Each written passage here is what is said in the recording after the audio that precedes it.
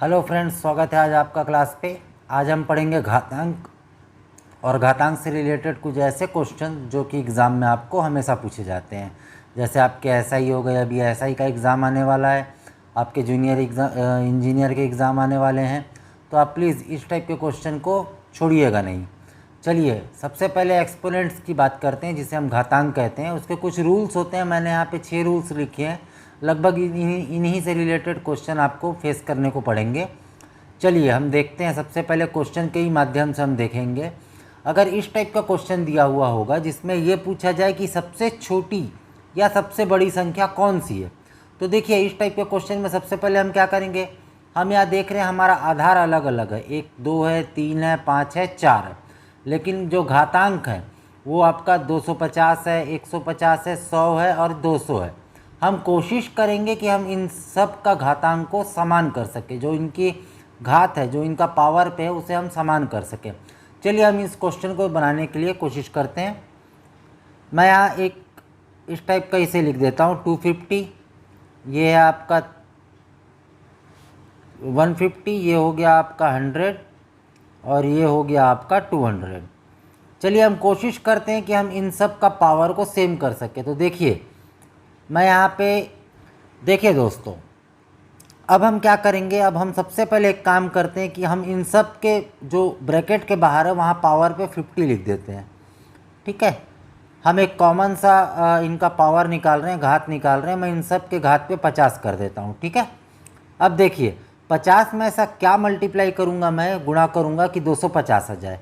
तो मैं 50 में अगर 5 का गुणा करता हूँ तो 250 आ जाएगा। ठीक है, वैसे ही अगर मैं 50 में ऐसा क्या का गुणा करूं कि ये 150 हो जाए, तो मैं यहाँ पे 3 का गुणा करूंगा तो ये 150 हो जाएगा। सेम अगर मुझे 100 लाना है तो मुझे 2 का गुणा करना पड़ेगा, और मुझे 200 लाना है तो 4 का गुणा करना पड़ेगा।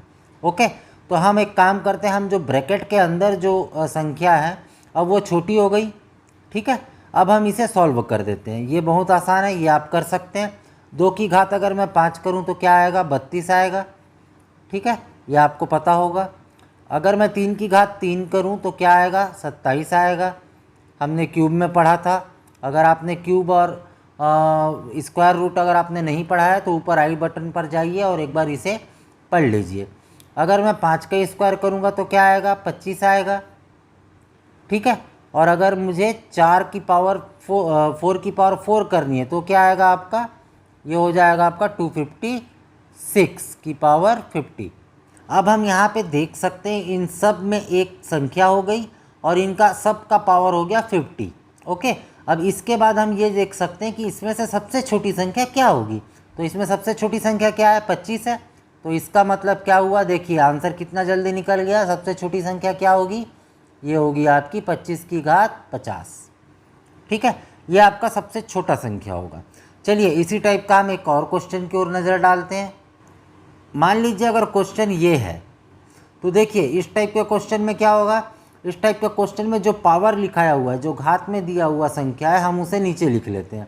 यहाँ पे 3 है, देखिए ये 3 की है, पावर में 3 है। यहाँ पे कुछ नहीं है लेकिन अंडर रूट दिया हुआ है, इसका मतलब क्या होगा, 2 है। यहाँ पे क्या है, यहाँ पे भी 3 है। तो देखिए हमारे पास क्या संख्या निकल के आ रही है, 3, 2 और 3। आपको एलसीएम लेना तो आता होगा, लघुत्तम समापवर्तक। मैंने इसकी क्लास नहीं करी है लेकिन मैं इसकी एक क्लास ले लूँगा। लघुत्तम समापवर्तक क्या होता है, जो भी संख्या आ रही है तो ऐसी छोटी से छोटी संख्या जो इन तीनों से डिवाइड हो जाए। इसका मतलब क्या होगा, इन तीनों से कौन सी संख्या डिवाइड होगी। देखिए सबसे छोटी संख्या आएगी 6, क्योंकि 5 डिवाइड नहीं हो सकती। 4 सिर्फ 2 से डिवाइड होगी, 3 से नहीं होगी। ठीक है, और ये सेम संख्या तो हम लिख नहीं सकते, तो 6 है। 6 इसलिए क्योंकि 6 3 से भी डिवाइड होगा, 2 से भी डिवाइड होगा। ठीक है, तो एलसीएम क्या हो गया, लघुत्तम समापवर्तक क्या हो गया आपका, 6 हो गया। तो चलिए अब हम इसे क्वेश्चन को सॉल्व करने की कोशिश करते हैं। मैं इसे भी वैसे ही लिख लेता हूँ।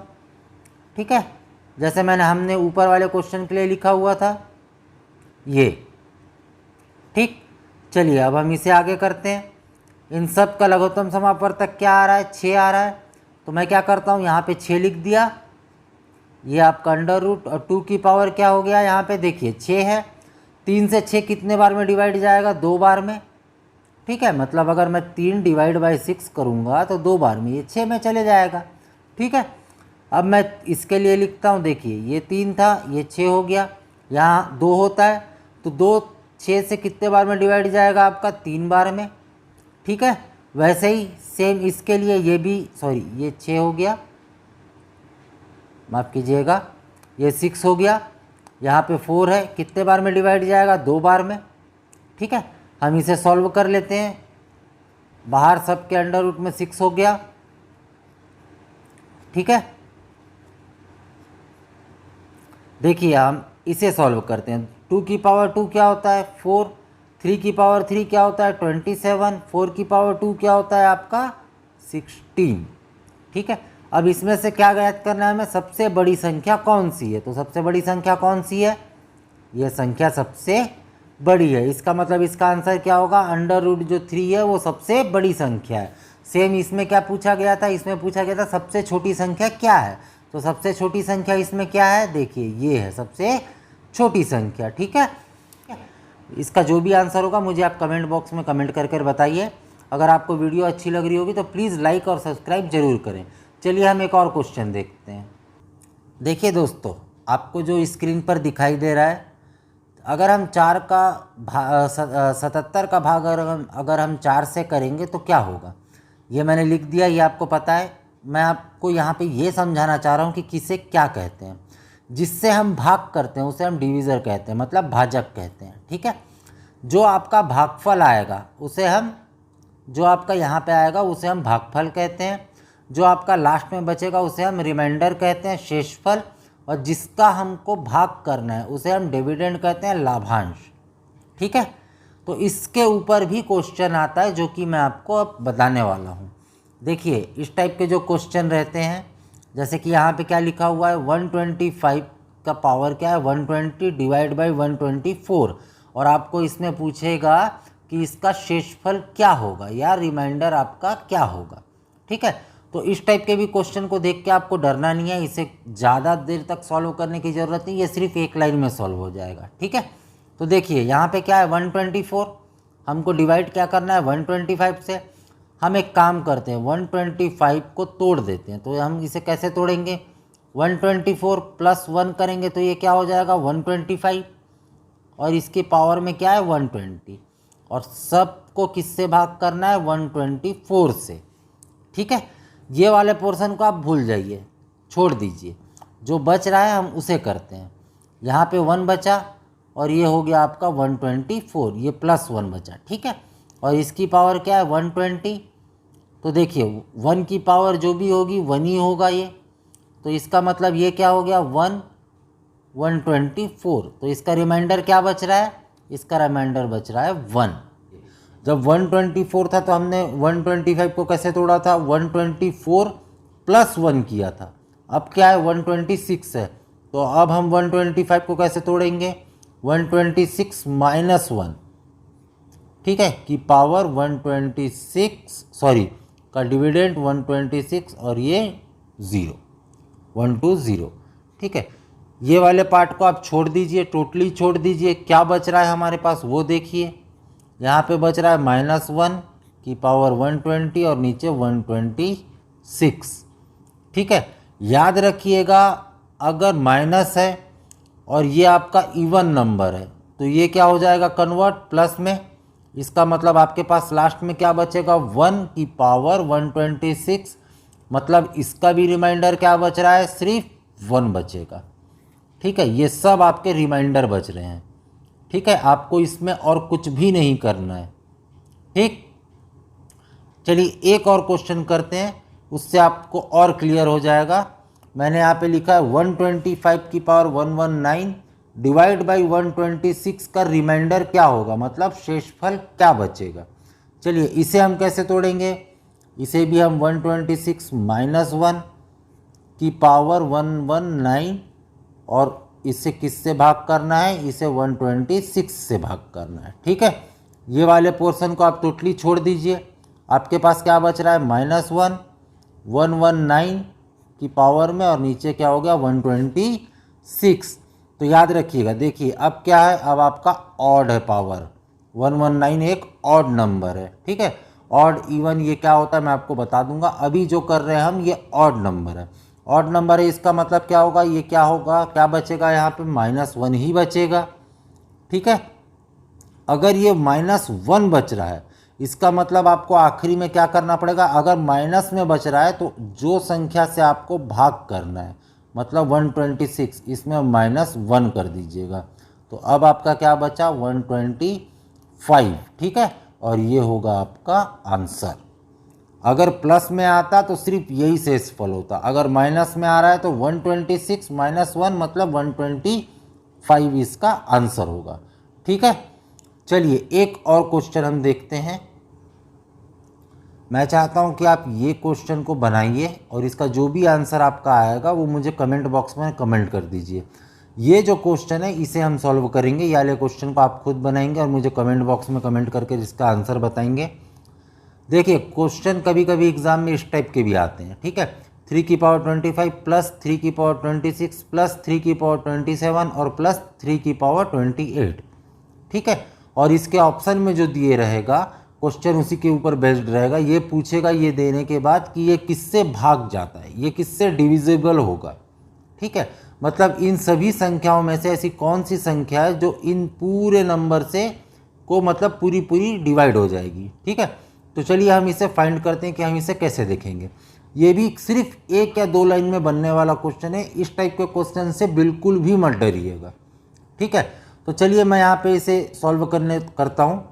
देखिए ये जो संख्या है मैं पहले इसे लिख लेता हूँ। 3 की पावर 25 है प्लस 3 की पावर 26 है, फिर प्लस 3 की पावर 27 है और प्लस 3 की पावर 28 है। ठीक है, मैं इसको कैसे लिख सकता हूँ, इन सभी में से देखिए, मैं इन सभी में से अगर मैं ये लिखूँ कि 3 की पावर 25 को मैं बाहर कर देता हूँ। ठीक है, तो अपने पास अंदर क्या बचा, यहाँ पे 1 बचेगा प्लस, ठीक, यहाँ पे क्या बचेगा, देखिए यहाँ पे सिर्फ 3 बचेगा। वैसे ही यहाँ पे क्या बचेगा, यहाँ 3 की पावर 2 बचेगा और यहाँ पे लास्ट में क्या बचेगा, 3 की पावर 3 बचेगा। ठीक है, अगर मैं 3 की पावर 28 से 3 की पावर 25 को अलग कर दूंगा तो लास्ट में क्या बचेगा, 3 की पावर 3। ठीक है, चलिए हम इसे भी सॉल्व कर देते हैं। ये हो गया आपका 3 की पावर 25, 1 प्लस 3, 3 की पावर 2 मतलब 9, 3 की पावर 3 मतलब 27। ठीक है, तो मैं यहाँ पे डायरेक्ट लिख दे रहा हूँ, ये 27 हो जाएगा, ये 9, ये 3 और ये 1, इन सब को जोड़ दीजिए। अब क्या होगा, 3 और 1 4, 9 और 4 13, 27 और 13 क्या हो जाएगा आपका 40। ठीक है, देखिए आपको सिर्फ यहाँ तक का बनाना है, ये आपका आ गया। अब एक काम कीजिए, आप सिर्फ ये देखिए कि ये जो मैंने 40 लिखा है क्या वो 16, 13, 28 और 30, ये जो 4 आपके पास ऑप्शन है इससे डिविजिबल हो रहा है? मेरे ख्याल से किसी से भी नहीं हो रहा है। 16 से भी 40 डिविजिबल नहीं है, 13 से भी 40 डिविजिबल नहीं है, 28 से भी नहीं होगा भाग और 30 से भी इसका पूरा पूरा भाग नहीं होगा। इस टाइप का अगर कंडीशन होगा तब हम क्या करेंगे, देखिए अगर एक भी ऑप्शन ऐसा होता है जो 40 से पूरा पूरा भाग चले जाता, मान लीजिए अगर एक और ऑप्शन ले लेता हूँ मैं ई में अगर मैं मान लीजिए यहाँ पे 2 भी होता तो देखिए 40 से अगर मैं 2 को भाग दूँ, ठीक, अगर मैं 2 का भाग करूँ 40 से तो क्या होगा, 20 बार में ये पूरा कट जाएगा। सीधे सीधे मैंने कर दिया, 20 बार में पूरा कट गया तो आंसर क्या हो गया आपका 2। लेकिन अभी जो मैंने ऑप्शन दिया था उसमें ई वाला पोर्शन था ही नहीं। तो इस टाइप का अगर क्वेश्चन आएगा तब आपको क्या करना है, तब आपको इसको एक स्टेप और बढ़ाना है।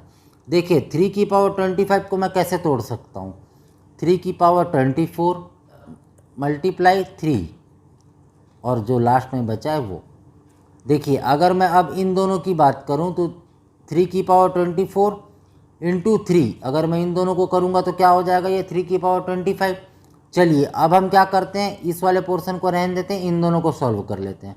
अब क्या हो गया, 3 की पावर 24 इंटू, या तो अगर मैं इंटू नहीं लिखूं तो सीधे ब्रैकेट में अगर इन दोनों का मैं गुणा करूंगा तो क्या होगा 120। ठीक है, अब आप बताइए 120 में ऐसा कौन सा इनमें से ऑप्शन है जो डिविजिबल है। देखिए ये ऑप्शन डिविजिबल है। अगर मैं 120 को अगर मैं 30 से भाग दूंगा तो ये 4 बार में पूरा चले गया, कोई भी आपके पास रिमाइंडर नहीं बचा, 4 बार में कंप्लीट। इसका मतलब आंसर क्या है इस क्वेश्चन का? 30। ठीक है, 30 इसका आंसर है। इस टाइप के क्वेश्चन को आपको ऐसे सॉल्व करना है। दोस्तों आपके लिए मैंने एक और क्वेश्चन लिख दिया है यहाँ पे, मैं चाहता हूँ इसे भी आप एक बार सॉल्व करने की कोशिश करें। काफ़ी इजी है, एक बार आप कोशिश कीजिए, ज़रूर बनेगा। अगर आपको कोई डाउट होती है तो आप प्लीज़ मुझे कमेंट बॉक्स में कमेंट कीजिएगा, मैं इसको सॉल्व करके आपको दिखाऊंगा। ठीक है, अगर आपको वीडियो पसंद आई होगी तो प्लीज़ लाइक और सब्सक्राइब ज़रूर करें। धन्यवाद।